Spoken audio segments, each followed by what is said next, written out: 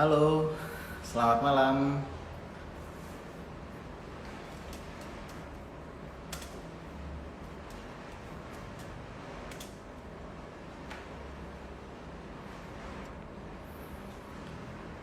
Halo, selamat malam semuanya.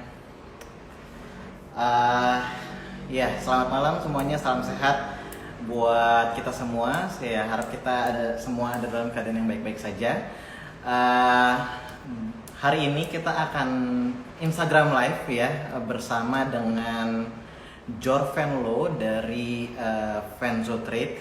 Ya, kita bakal ngobrol-ngobrol. Judulnya sih tentang trading saham sejak dini.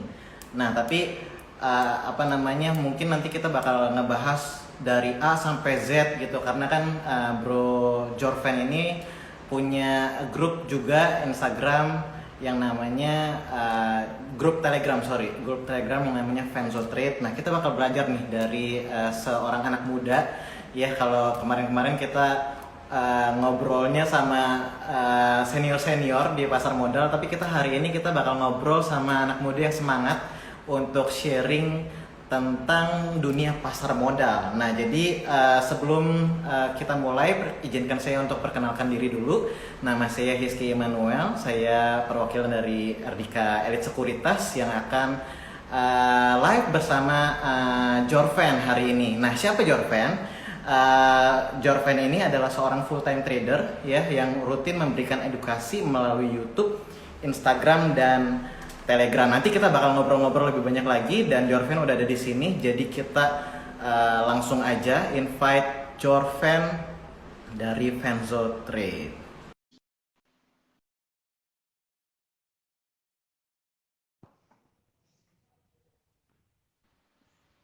Halo, halo, halo semuanya. Nah, halo bro.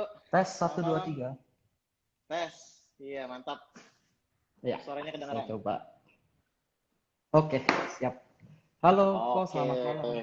Wih, selamat malam. Backgroundnya keren bro. Thank Wih, you. gimana gimana apa kabarnya? Apa kabarnya, Eh, Bro? baik, kabarnya baik. Oke oke. Thank you lo Bro Jorven udah sediain waktunya malam ini mau ngobrol-ngobrol sama kita RDK Elite Sekuritas ya. Ya. Tapi sebelum kita mulai, mungkin boleh kenalin diri dulu. Mungkin ada beberapa dari kita yang followernya Venzo Trade atau Jorven Lo gitu ya. Tapi mungkin beberapa dari kita juga masih belum kenal gitu. Jadi boleh Bro kenalkan diri dan udah mulai sejak kapan dan mungkin sekalian kenalkan Venzo Trade juga buat kita semua. Silakan. Oke. Halo teman-teman semua, perkenalkan saya Jorvelo. Saya merupakan founder dari Venzo Trade. Ya, jadi Venzo Trade itu merupakan platform saham ya. Kita juga memberikan edukasi. Selain di YouTube juga kita ada edukasi di Telegram. Kita kasih analisa juga. Serta kita juga ngasih live IG tiap hari. Tiap pagi itu kita juga kasih morning briefing. Jadi memang Venzo Trade dibuat juga berdiri itu pada tanggal 4 Januari 2021. Jadi udah setahun Wow, lebih kita memberikan setahun edukasi. lebih. Ya. Wow. Jadi Instagram Live setiap pagi ya? Iya, setiap pagi betul. Wow. Nah, oke. Halo, Bro. Halo, Mohon maaf gimana? nih ada sedikit Iya, gangguan nih. nggak apa-apa. Tadi sampai Oke. mana? Kok Hiskia tadi Perkenalan sampai? tadi kita baru perkenalan diri ya. Jadi tadi Bro Jorven itu perkenalkan Venzo Trade ini sebuah bisa live Instagram setiap hari morning briefing gitu ya. Iya, ada morning briefing setiap paginya pukul Wow. 8:30. Wow, keren keren keren keren. Nah, teman-teman yang mau ikutan morning briefing boleh langsung follow di mana, Bro? Kalian sebelum kita mulai Oke, nih. bisa langsung follow ke Instagram saya Jorvendo. Bisa langsung follow di sana karena saya morning Jorven briefingnya Lo. di sana. Oh, siap, siap. Oke. Bro, kan ini tadi ada Iya. sebelum kita end live, ada yang kepo nih sama usianya Bro Jorven. Kalau boleh tahu Bro Jorven umurnya berapa nih, Bro? Saya tahun ini 24. OTW 24. Wow, 24 tahun. Iya. Iya. Nah, ini kan kita sama-sama anak muda nih ya kan, kita sama-sama masih muda. Saya juga masih di bawah umur 30 tahun, jadi kita masih ya sepantaran gitu ya. Boleh tahu nggak, Bro, waktu itu mulai pertama kali di dunia pasar modal itu dengan modal berapa? Oke. Boleh Oh, itu di-share kalau sedikit, mungkin di-spill share dikit. dikit dari sebelumnya ya. Jadi tuh pertama kali banget itu tuh sebenarnya nyoba-nyoba dulu, nyoba-nyoba dari 1 juta. Cuman kalau kita ngomong soal 2021 kan itu udah Venture Trade yang dibangun gitu. Jadi pertama kali Hmm. saya kenal pasar saham itu 2018, baru kenal aja pertama kali. Dan mulai serius buat full time trade-nya itu di 2020 sebenarnya. Itu full time trade kok. Jadi saya full time trade itu mulai di tahun 2020. Start modal awal saya itu 25. Benar-benar dari 25. Itu start awal buat trading. Oke, baik. Bro Jorven bisa dengar? Mohon maaf banget nih, aduh Nah, saya sekarang jadi sekarang nggak enak. sekarang sekarang udah masuk lagi nih. Sekarang udah masuk lagi. Baru banget Iya, masuk. aduh. Ah, ah, ah. Sampai dibilang kok live sendiri aja, aduh mohon maaf ya teman-teman. Jangan Semoga jangan bisa jangan gitu dong bisa sabar, teman-teman. bisa sabar. Ini kan biar kita sharing Eh, juga. iya, tadi sampai terakhir tuh Bro Japan ngomong tentang stylenya. Trading stylenya Iya, itu dari swing ke fast trading gitu ya. Nah, iya. Jadi saya awalnya dari eh, swing. oke. Boleh tahu nggak kalau misalnya Bro Jarvan itu pernah invest nggak ya dalam arti long term trading gitu, mungkin bukan trading ya, sebetulnya long term investing yang Hmm. ditabung terus ditambah-tambah terus. Nah, ini menarik nih. Kalau dibilang invest, ada aja sih gitu ya. Mungkin pernahnya kayak di bank big cap saja. Yang sempat dia terkoreksi, kemudian saya melihat flow-nya cukup bagus ya. Di mana asing itu mulai akumulasi. Jadi ya ada gitu. Tapi nggak sampai 2 tahun, 3 tahun tuh nggak. Belum lama ini malah. Di kuartal ketiga Hmm, tuh. Kuartal ketiga kan BBNI mulai naik kan itu kan. Mulai diakumulasi hmm, kan. Saya adanya di situ. Masuknya di situ. Jadi jatuhnya masih mid term sih. Untuk long term mungkin I think belum ada sampai yang kayak hot 2 tahun, 3 tahun enggak. Saya bukan I tipikal yang see. kayak gitu. Oke, oke. Jadi selama ini yang paling lama itu boleh tahu nggak berapa lama bro simpennya? Paling lama ya BBNI harus ya, paling lama BBNI. BBNI banyak. BBNI berapa lama? Setengah tahun lebih. Itu pun setahun belum ada. Setengah Wow. tahun lebih. Ya biasanya memang saya Oke. kayak kayak misalnya contoh swing. Kita kan swing kan relatif kan. Biasanya contohnya ini kita ambil contoh saham ya. Ya, Misalnya kayak kasus Doit kemarin. Doit itu saya ya. selalu belinya di posisi higher low, kemudian saya sell di higher high.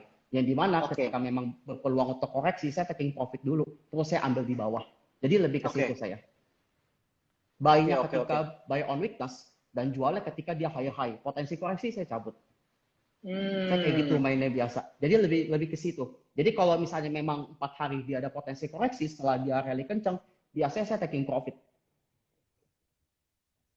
Bisa. Bisa bisa. Aduh, ini jadi Tadi sih rasanya sempat kayak putus. zaman dulu nih, zaman dulu di apa namanya TV-TV gitu kan kayak lagi live tuh kayak gitu tuh. Aduh. Em, ya jadi selama ini selalu swing dan memang trading style lebih ke swing ya bro ya. Boleh Iya, tahu nggak tadi udah sedikit di-spill kan untuk apa namanya analisa sahamnya itu untuk buy di higher low terus habis itu sell di higher high.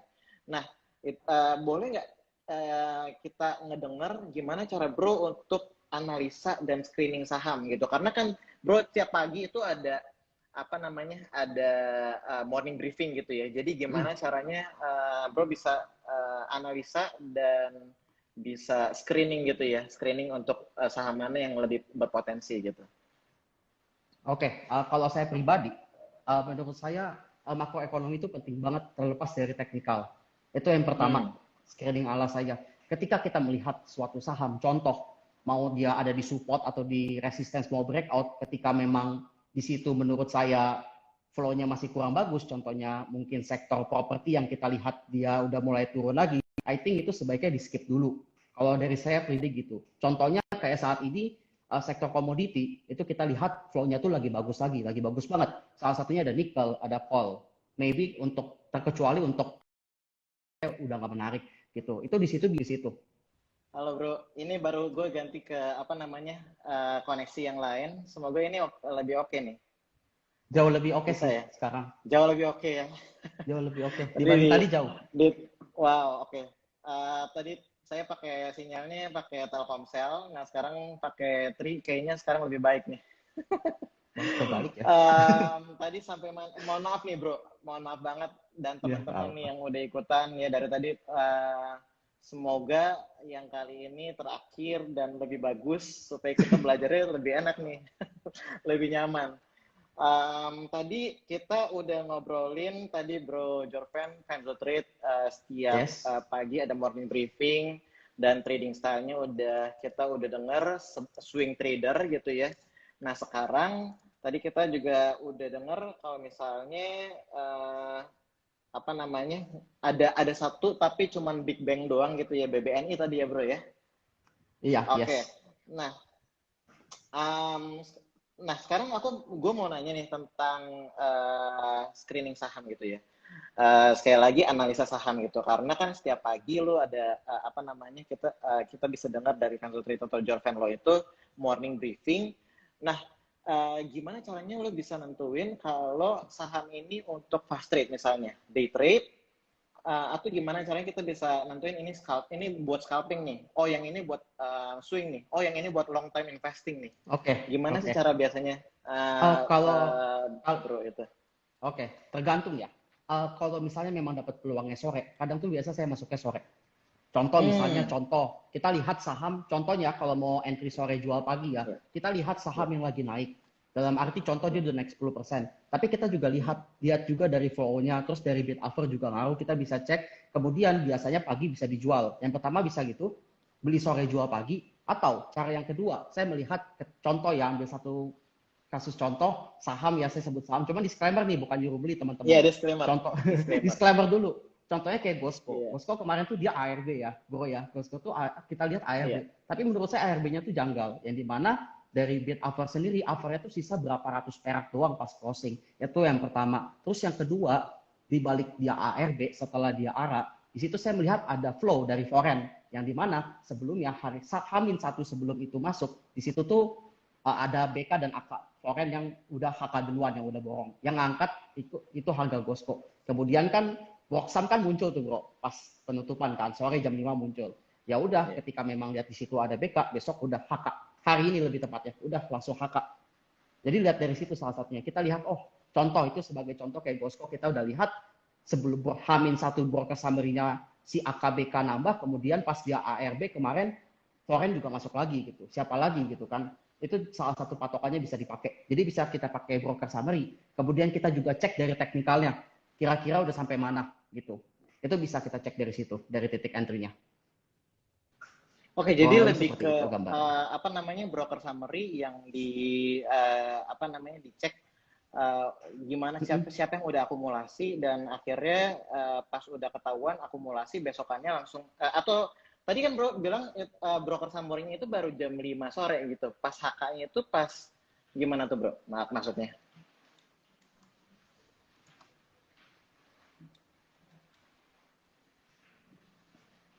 Halo? Bro Jorven? Putus-putus lagi.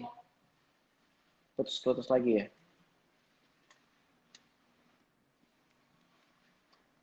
Halo bro,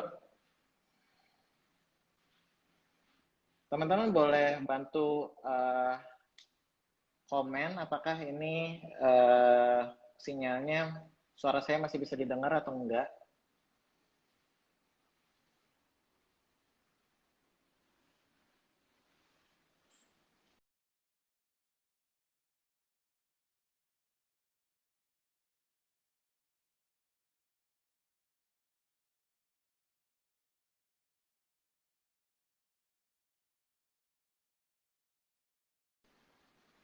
Yang putus-putus Kojorven.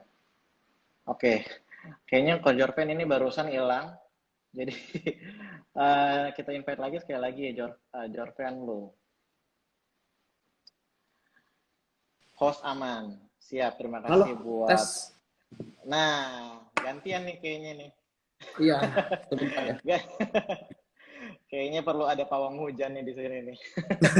Udah aman nih, udah pakai wifi. Tadi pakai data soalnya saya, pakai Telkomsel Oke, juga. Kayaknya nice. bermasalah Telkomsel. Iya Udahlah. nih, waduh. Gitu. Jadi tadi boleh tahu tadi gimana? Jadi pas lagi broker summary-nya dicek, terus di HK. Tadi sorry, boleh tahu HK-nya itu berarti besok untuk besok paginya dong, Kak? Besok pagi, langsung besok pagi. Oh Jadi gitu. biasanya saya pakai money management contoh. karena saya memang itu kan berevolusi ya. Jadi saya memang pertama kali swing, mungkin penjelasan sedikit dulu. Cuman setelah saya swing, saya tuh sekarang mix lebih tepatnya bro. Jadi nggak cuma swing aja. Contoh kalau melihat momentum, contoh kayak Gosco. Kalau ibaratnya gua bisa scalping, kenapa enggak gitu. Kalau ibaratnya Betul. bisa lewat, kenapa enggak kayak gitu. Jadi ngambil momentum di situ. Betul. Scalping ada tapi nggak selalu. Jadi tradingnya lebih enjoy lah. Kadang kan ada orang yang over trade kan. Pokoknya gua hari ini harus Benar. beli apa, harus beli apa. Kalau saya nggak kayak gitu. Itu karena kebetulan aja secara flow-nya tuh bagus banget. Jadi pas I see. besoknya saya udah lihat contoh BK kemarin di Gosco itu average-nya di 191. Saya lihat di 191 itu dia punya berapa belas M gitu. Oh, berarti dia punya di 191. I think kalau saya langsung HK di 194, 195, saya nggak ngerasa rugi karena cuma beda berapa doang selisihnya sama dia.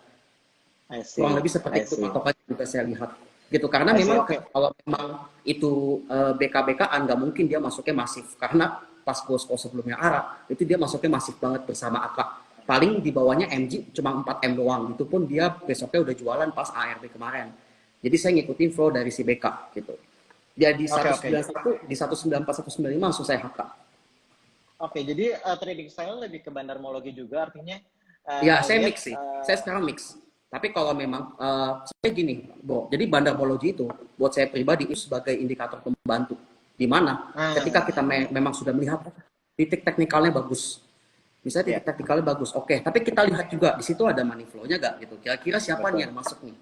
Gitu. Kurang lebih seperti itu. Jangan sampai kita lihat udah kita ngambil di support, tahu-taunya memang dia udah masuk ke fase distribusi. Sometimes ketika saham downtrend pun dia pasti akan ngebuat yang namanya higher high kemudian higher low. Jadi bukan berarti saham yang udah turun dia mantul pasti dia bakal langsung naik rebound, enggak begitu konsepnya. Bisa jadi dia turun lagi.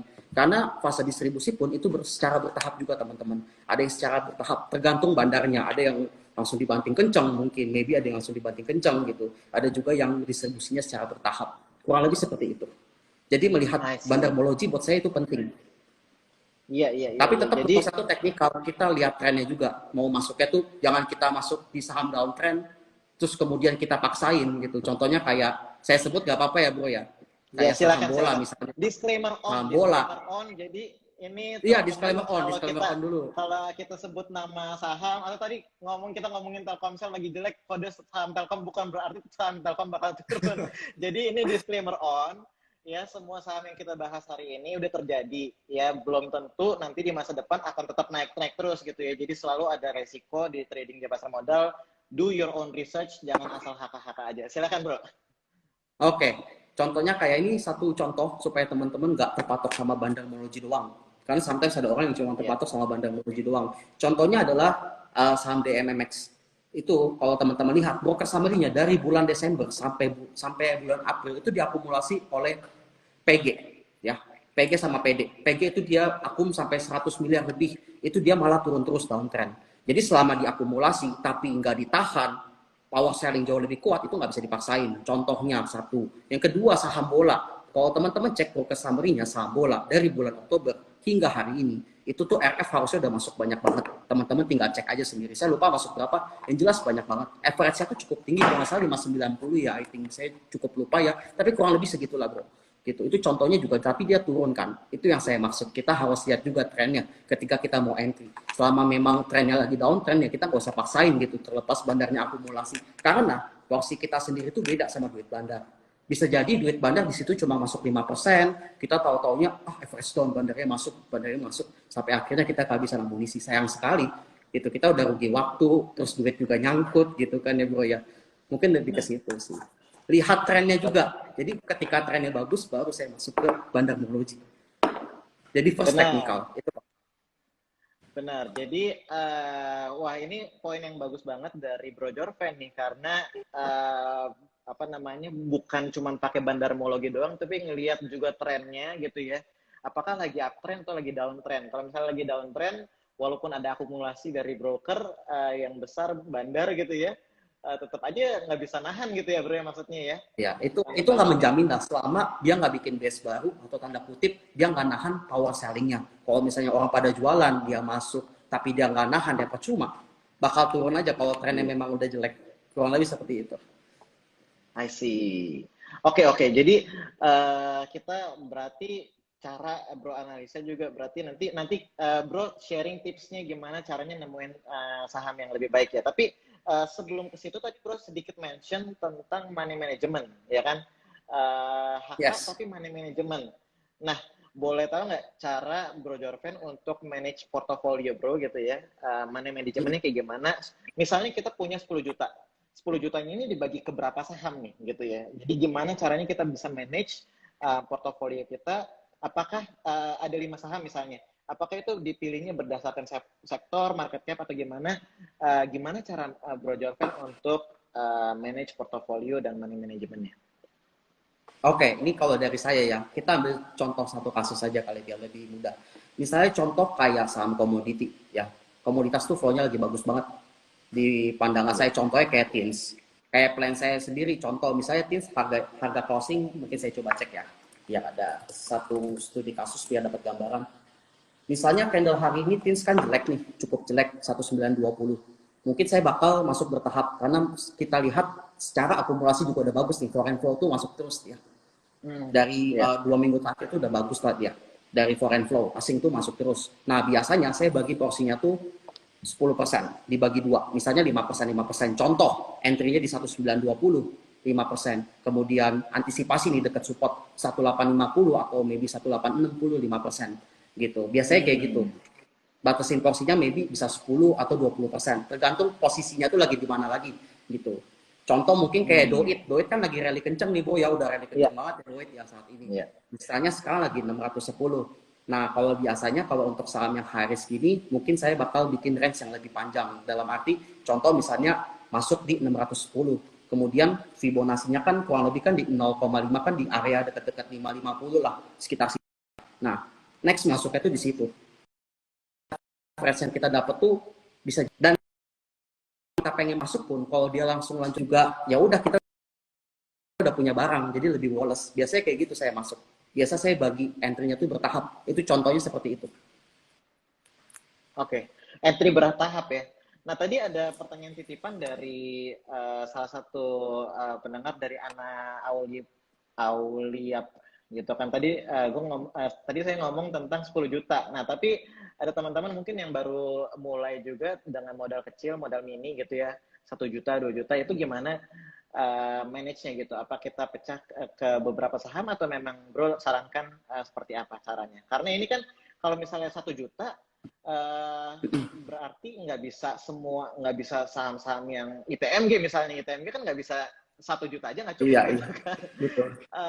Itu gimana bro? Ini kalau saya pribadi ya, setiap orang beda-beda. Karena kalau kita bilang masuk 5%, belum tentu amunisi orang tuh cocok.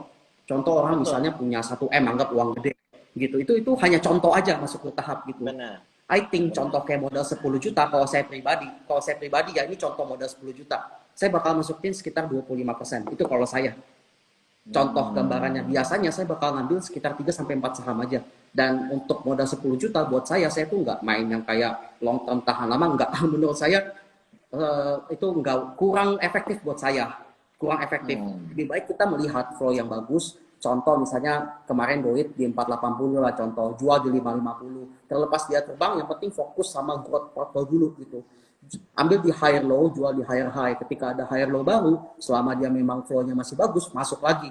Saya biasanya kayak gitu. Dan biasanya kalau untuk modal 10 juta, saya biasanya cuma 3-4 saham. Atau enggak 3 saham, saya sisain cash sebagian. Tujuannya apa? Jadi mungkin kalau misalnya kita masih agak meleset nih, analisanya misalnya dia tiba-tiba turun, kita ada antisipasi buat averaging down, tapi tanda kutip flow-nya masih bagus atau trennya masih bagus, bukan patah ya teman-teman ya. Jadi itu antisipasi buat averaging down, kurang lebih seperti itu. Itu dari saya. Salah satunya. Tergantung kalau misalnya kamu ngomong modal 1 juta, 2 juta, ya I think sebenarnya 2 saham pun nggak jadi masalah. Atau bahkan ada juga kalau misalnya profesional, dia scalper, mereka tuh masuk, ada yang all in loh, jangan salah gitu. Cuma memang untuk pemula tidak disarankan gitu. Nanti takutnya teman-teman all in, begitu nyangkut gitu kan nanti pusing gitu. Biasa profesional gitu. Ada mereka yang all in, tapi mereka stop loss-nya juga beda. Biasanya ketika memang bid offer-nya udah gak gitu menarik, ada power selling yang cukup kuat, mungkin turun 2 tick atau 3 tick, mereka biasa langsung sell. Cara mainnya pun beda. Swing trade, fast trade, itu juga caranya beda teman-teman ya. Tapi untuk pemula disarankan sih dari saya swing dulu aja. Ketika memang swing udah oke, nanti baru masuk bertahap day trade, baru jadi scalper, kurang lebih seperti itu. Setuju banget, setuju banget. Jadi buat teman-teman yang baru mulai dengan modal kecil, disarankan untuk tetap pakai money management, tetap jangan all in, all HK, terus pakai margin, pakai limit segala macam. Nanti malah jadi cuman sebentar terus habis itu udah berhenti dan bilang saham itu judi ya bro ya. Iya betul, padahal mah Iya, greedy-nya aja yang nggak bisa dikontrol, psikologi marketnya aja gitu kan. betul. Nah, kan jadi buat teman-teman yang baru mulai nih ya, sekalian saya juga apa namanya promosi sedikit gitu ya. Jangan lupa follow Instagram kami nih di Instagram Ardika Sekuritas gitu ya, Ardika Sekuritas. Karena kita rutin nih bikin-bikin acara-acara kayak gini, ngobrol sama Bro Jorven gitu ya, sama kemarin ada galeri saham, ada Om Ben gitu ya. Kita ngobrol-ngobrol gimana caranya untuk kita belajar dan pasti teman-teman yang baru mulai juga pasti akan lebih bisa apa ya menyerap ilmu lah dari suhu-suhu yang ada di sini yang kita undang itu seperti Bro Jorven hari ini. Dan buat teman-teman yang mungkin baru mau mulai, klik Instagram kami terus habis itu ada link in bio gitu ya. Nah di situ ada beberapa link, bisa download dulu aplikasi kami, cobain ya. Buat teman-teman yang baru mau mulai, cobain dulu aja gitu ya, dan nanti pasti lama-lama pasti akan lebih baik. Oke. Udah selesai iklannya. Gimana sekarang caranya bro untuk ngatur psikologi trading gitu ya, karena nah tadi tuh barusan ada yang nanya kalau penyakit lapar mata bagaimana bro, keep 4 saham duit habis, the Gosco menarik gitu ya. Nah ini kan ngomongin tentang psikologi trading, pas banget saya juga mau nanyain tentang psikologi trading gitu. Gimana caranya kita bisa tetap apa ya bijaksana dalam membeli saham, padahal banyak banget pilihan saham yang lagi bagus-bagus, informasinya mantep-mantep, dan kalau udah ngerti teknikal ini lagi mantep juga, terus kalau udah ngerti bandarmologi ini juga lagi ada akumulasi besar gitu kan, lagi banyak nih. Gimana caranya kita bisa ngatur psikologi trading kita gitu ya, karena ada saham-saham kan yang udah kena target, kita targetin nih misalnya SMMT, sekali lagi ini disclaimer on ya, SMMT hari ini 1.200 lebih gitu kan.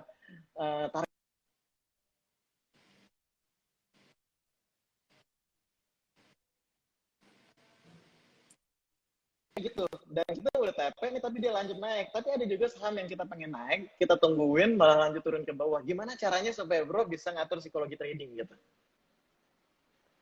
Untuk nggak FOMO juga. Kalau dari saya pribadi, kalau saya pribadi ya, kalau saya pribadi ini di view saya, sebetulnya kalau kita ngomongin soal psikologi trading buat pemula gampangnya, buat pemula kalau nggak mau dikarungin, kalau ngeliat saham top gainer ini kebiasaan pemula nomor satu, mereka ngeliat top gainer tuh pasti mereka HK, majority tuh HK.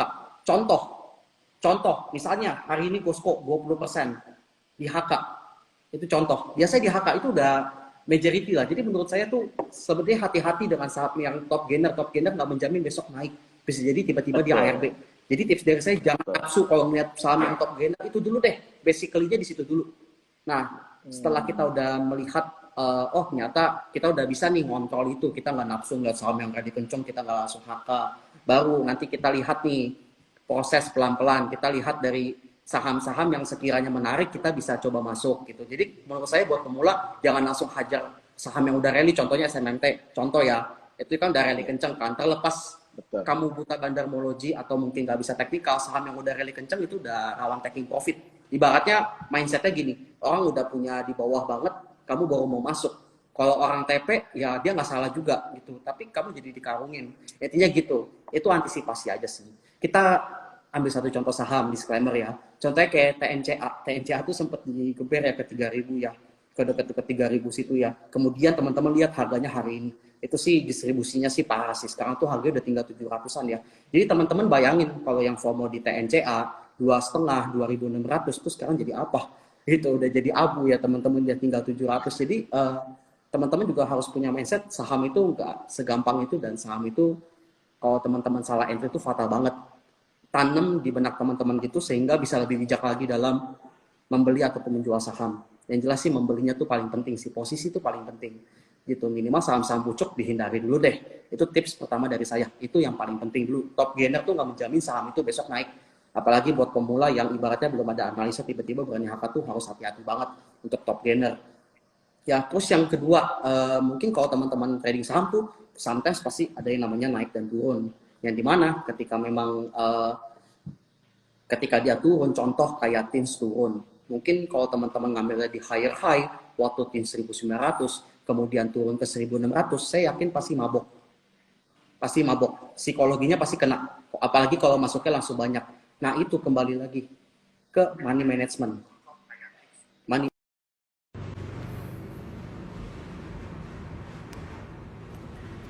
Wow, ini udah kesekian kalinya. Kita habis ini sebentar aja langsung kita pengen tinggal 2 pertanyaan lagi, dan habis ini kita akan belajar kita akan jawab pertanyaan dari teman-teman. Jadi sekali lagi mohon maaf buat koneksi yang terputus dari Bro Jorven maupun saya. Jadi lagi Bro Jorven, kita sebentar lagi selesai. Iya. Wah, Oke. Bro, ini udah skornya jadinya kayaknya 3-1 nih. Saya yang 3, Bro Jorven yang 1.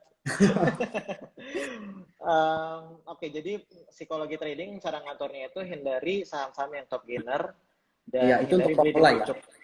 Ya, itu untuk Oke. pemula dulu deh. Karena kalau kita ngomong advance kan artinya mereka udah tahu. Kayak yang pertama konsekuensi, kemudian cara entry juga udah tahu lah, pasti udah belajar dulu.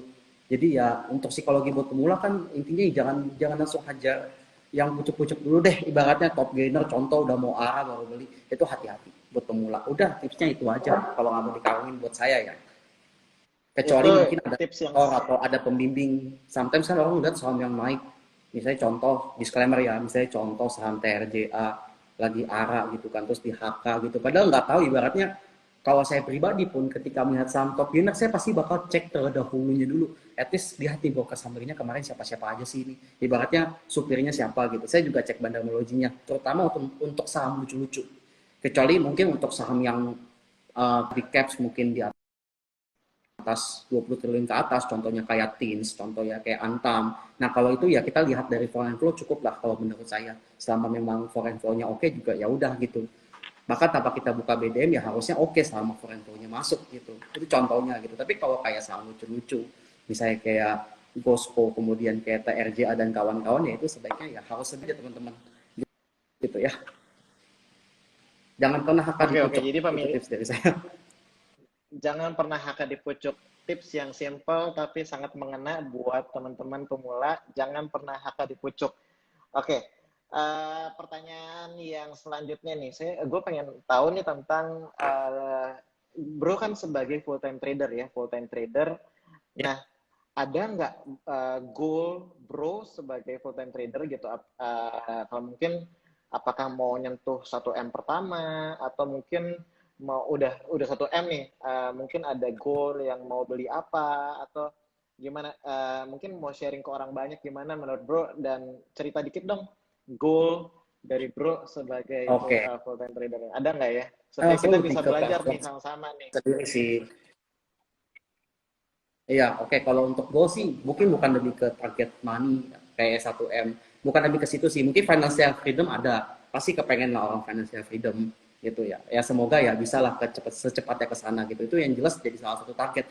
Tapi selain itu juga, saya juga pengen lebih ke platform, lebih growth sih. Bisa mengedukasi orang lebih banyak lagi, lebih ke sana gitu. Di pasar modal. Very Karena ya nice. saya, ya saya juga senang gitu. Terlepas saya live setiap setengah 9 pagi gitu kan, setiap pagi gitu, atau biasanya setelah sesi 1 itu saya live juga kan, kadang teman-teman ada yang request chat ya, saya senang aja sih berbagi, lebih ke situ sih, kayak bisa ngebantu banyak orang sih, lebih ke situ.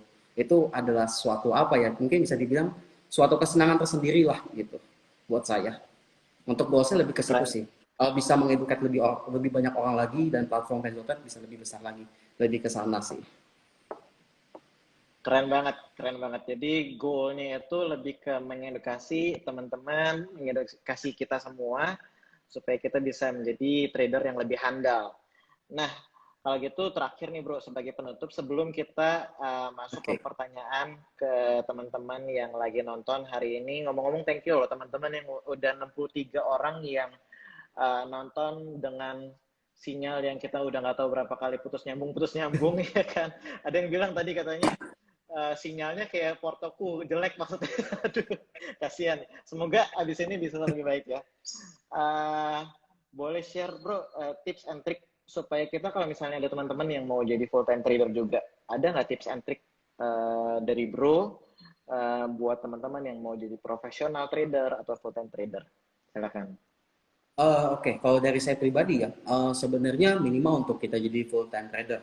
Menurut saya itu ada beberapa syarat. Ini menurut opini saya sebelumnya disclaimer. Ya, yang pertama untuk jadi full timer itu nggak seperti yang teman-teman kira juga.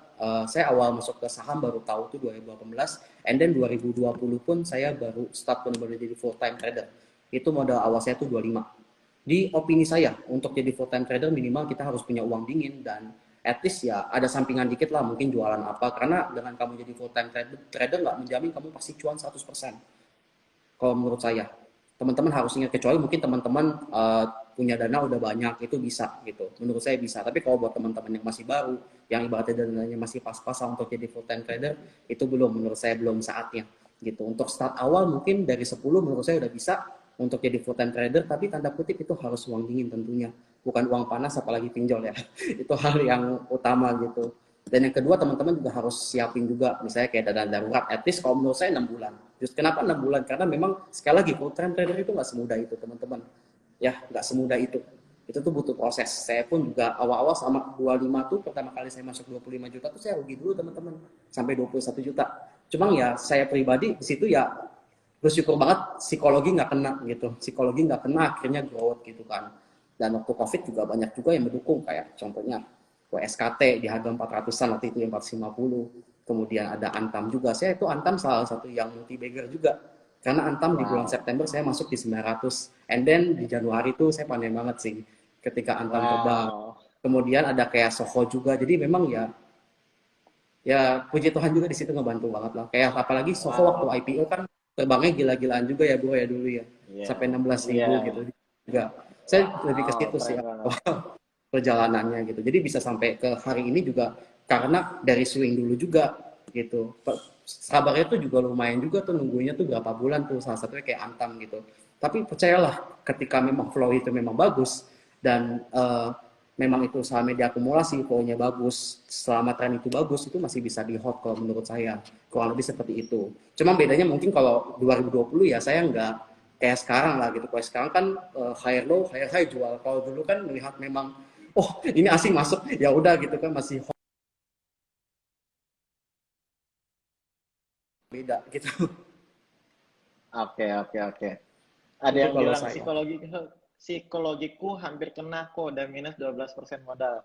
Nah, semoga bisa setelah ini bisa lebih baik ya. Jadi tadi nasihatnya bagus banget ya buat kita. Perhatikan money management, jangan asal HK dipucuk, dan pasti nanti akan ketemu juga saham-saham multi-bagger ya. Dan buat teman-teman yang mau mulai jadi profesional atau full time trader, mulai dari uang dingin ya bro ya, tadi Iya dibilangnya. betul, itu Dan udah syarat nomor jangan, satu. syarat nomor satu ada dana darurat, uang dingin. Jangan sampai kita mencelakakan diri sendiri dengan kebodohan-kebodohan seperti minjem online lalu dipakai buat trading. Wah, itu bakal bahaya banget. Karena kalau kita ngomong Oke. soal pinjam juga ya, itu psikologi kita pasti kena teman-teman. Contoh, at least saham turun 5%, turun 10%, pasti udah kepikiran 7 keliling, udah pusing pasti. Kalau kita uang dingin, Iya. kalau saya tuh masuk saham gini teman-teman. Waktu saya masuk 25, itu saya udah konsekuensi, saya siap rugi dengan uang itu. Harus punya mindset gitu. Karena di saham tuh kita nggak cuma bicara cuan, potensi rugi itu ada. Kalau pasti 100% cuan, lebih baik pindah aja ke reksadana. Jangan ke saham, karena saham tuh ada resikonya teman-teman. Ya, reksadana pasar uang beda lagi. Ya, kalau saham tuh resikonya tuh termasuk resiko yang tinggi gitu. Jadi harus tahu konsekuensinya. Kalau misalnya kamu siap cuan 1 juta, kamu juga harus siap loss 1 juta, ibaratnya kayak gitu. Kurang lebih seperti itu. Wow, nice, very nice. Oke, sekarang kita masuk di sesi pertanyaan dari teman-teman yang nonton hari ini. Jadi saya akan bacakan dari pertanyaan ini. Ada satu yang masuk dari Dama Rio Tanoto. Tips and trick belajar trading view gimana kok? Nah, gimana bro? Kalau trading view sih ya mesti praktek langsung sih sebenarnya itu. Mungkin lebih detailnya Sun Oke, aja oke. kali ya, kayak pencoretannya gimana gitu. Yang jelas sih boleh boleh aja dibuka, tinggal dibuka tradingview.com, kemudian dipakai kan, dicoba-coba kan ada garis-garisnya. Di situ kita bisa pakai gitu. Masih dikulik sendiri lah, itulah minimal masih dicoba kalau Iya, itu ya. Kalau kita ngomong ngajarin soal trading view ya bro ya. Karena kan itu masih iya betul, dipraktekin gitu. betul, betul harus praktek dan sekalian belajar juga dari Bro Jorvan kan sering ngegambar-gambar. Nah, saran saya dari saya pribadi juga bisa dipelajarin tuh cara Bro Jorvan narik garis, gimana cara nentuin target price itu semua catatan-catatan itu tuh bisa menjadi apa ya menyerap kalau kita bisa serap ilmunya itu bakal mantap banget buat kita sendiri gitu ya. Oke, ada pertanyaan lagi dari Agustin Fang. Mau tanya kok, cara bedain saham udah dipucuk atau baru break gimana buat pemula? Terima kasih. Silakan bro. Membedakan Oke, saham yang lagi kalau ngomongin dipucuk-pucuknya atau yang saham, baru break? oke, kalau kita ngomongin dari pucuk ya. Contoh misalnya kayak Bosco, dia kan ada kayak double bottom gitu kan sebelumnya kan, sebelum dia lanjut naik. Itu tuh ada pattern-patternnya. Kalau saya pribadi, itu kuncinya belajar teknikal. Nanti kalau kamu belajar teknikal, nanti kamu bakal ngerti kurang lebih posisi kita di mana. Ada yang namanya buy on breakout, ketika memang dia tembus resistance di level harga puncaknya, dia akan melanjutkan kenaikan lagi. Contoh misalnya ada pattern W, double bottom, simpelnya. Ini resistance. Ketika dia udah tembus, nanti dia bakal terbang setinggi dari halfway-nya. Dia bakal terbang, itu contoh. Misalnya dia udah dipucuk nih, contohnya kayak Doit gitu kan, akhirnya dia breakout kan. Kurang lebih seperti itu. Gitu. Jadi ya kalau kita ngomong dipucuk atau enggak tuh relatif. Misalnya lagi di resistensi, kira-kira dia bisa breakout nggak? Sekiranya dia nggak kuat, berarti dia ada potensi turun lagi gitu. Atau bisa juga ketika dia baru breakout itu melakukan spekulatif buy di buy on breakout. Biasanya on breakout atau ketika tembus resistance itu biasanya dilakukan ya udah intermediate lah, atau pemula boleh coba satu lot dulu karena resikonya lebih tinggi daripada kita beli ketika dia posisinya lagi di support atau bikin high low baru ketika uptrend. Kurang lebih seperti itu. Oke, benar banget. Dan ada statement dari Henny Hasania bilang belajar lihat harga support dan resisten. Artinya juga maksudnya belajar teknikal seperti yang Bro Jorven bilang. Di YouTube sekarang banyak ya dan sebentar lagi di Instagram Elite Erdika Sekuritas ini juga kita bakal kasih postingan-postingan tentang belajar dari situ. Jadi teman-teman jangan lupa follow kami ya dan follow Bro Jorven juga dan setiap pagi Bro Jorven ada morning briefing. Oke, kayaknya udah cukup nih Bro. Ya udah jam 9. Jadi boleh nggak ada satu closing statement dari Bro Jorven buat pesan buat kita-kita semua ya yang teman-teman yang baru mau mulai dan baru belajar gimana Bro? Oke, kalau dari saya sih pada dasarnya buat pemula ini yang paling penting. Memang kita lihat teknikal tuh ada banyak banget indikatornya, salah satunya kayak masih segala macam. Tapi at least minimal teman-teman untuk teman-teman trading minimal ngerti support resistance saja, support resistance dan trend line. Jadi kita tahu nih dia lagi sideways, lagi uptrend atau lagi downtrend. Menurut saya tuh indikator tuh sebagai indikator tambahan gitu. Bahkan dengan kamu chart polos pun in my opinion tuh udah bisa trading. Contoh kamu minimal udah tahu trennya lagi sideways atau lagi uptrend atau lagi downtrend. Oh dia lagi di support, oh dia lagi di resistance. Itu akan ngebantu teman-teman banget dan bakal lebih bijak lagi trading. Ketika teman-teman posisi entry-nya nanti udah bagus, secara nggak langsung psikologi teman-teman akan menjadi lebih baik juga karena posisi entry-nya tuh nggak ketinggian. Mungkin posisinya nggak dipucuk lah, ibaratnya di higher high turun dulu dibanting nggak pusing, itu yang pertama. Yang kedua juga money management, antisipasi juga penting gitu karena ketika teman-teman all in terus teman-teman nggak siap dengan konsekuensinya, contoh teman-teman punya 10 juta, teman-teman HK 10 juta, kemudian sahamnya ARB, teman-teman bakal pusing sendiri gitu. Jadi money management juga penting gitu ya. Kalau memang beberapa scalper profesional mereka ada yang all in pakai margin, tapi jangan diikutin karena bukan skala kita di situ, ibaratnya gitu. Kecuali kamu udah profesional silakan, karena saya pribadi saya fast track juga saya all in tapi di beda sekuritas dengan porsi yang lebih kecil dibanding RDN yang swing gitu. Jadi kurang lebih seperti itu. Jadi teman-teman dapat gambarannya juga. Kalau mau belajar scalping ya bisa juga kayak satu lot gitu. Jadi harus tahu juga nih, harus dibedain gitu. Itu penting banget. Jadi ya kurang lebih itu dari saya. Ketika kita udah tahu titik entry-nya udah pas dari support resistance, trend line dua itu nih yang paling penting untuk dipelajari. Selanjutnya kita tinggal money management, ambil posisinya, misalnya contoh kayak 2 entry, kayak tadi saya ajarin, misalnya 10% dibagi 2, misalnya ambil di harga tengah, kemudian dekat support, kalau mau spekulatif boleh, kayak gitu juga. Kemudian ya secara nggak langsung psikologi kita juga akan lebih baik tentunya. Dan resikonya lebih terjaga lah, ibaratnya kita udah tahu risk rewardnya itu berapa kurang lebih. Kalau jebol support, kalau memang harus cabut, kurang lebih seperti itu. Tips dari saya. Wow, keren banget. Tadi sedikit ada bocoran dari trading style Coach Jorven ya kan, itu pisahin apa akun untuk scalping sama akun untuk swing tadi ya. Nah, teman-teman yang belum tahu ini di Iya, Instagram betul. di kami RDK Elite Sekuritas. Ya, di RDK Elite Sekuritas ini teman-teman bisa buat dari satu nama itu bisa punya sampai dengan 4 akun. Ya, jadi teman-teman bisa bikin RDN baru ya dengan bank yang berbeda-beda. Nanti kami bisa bantu. Jadi teman-teman itu gampang banget buat niru trading style Bro Jorven di RDK Sekuritas nih. Jadi teman-teman langsung aja yang mau tertarik untuk punya beberapa akun sekuritas gitu ya, bukan sekuritas sih, punya beberapa akun di dalam satu sekuritas supaya nggak bingung, Itu langsung aja dia. hubungi kami, nanti kami akan bantu. Mantap. Uh, Thank you banget Bro Jorven buat waktunya hari ini. Mohon maaf Iya, thank sebesar-besarnya you. atas koneksi-koneksi yang sempat ngedrop ya. Dan hari ini kita belajar banyak banget dari Bro Jorven.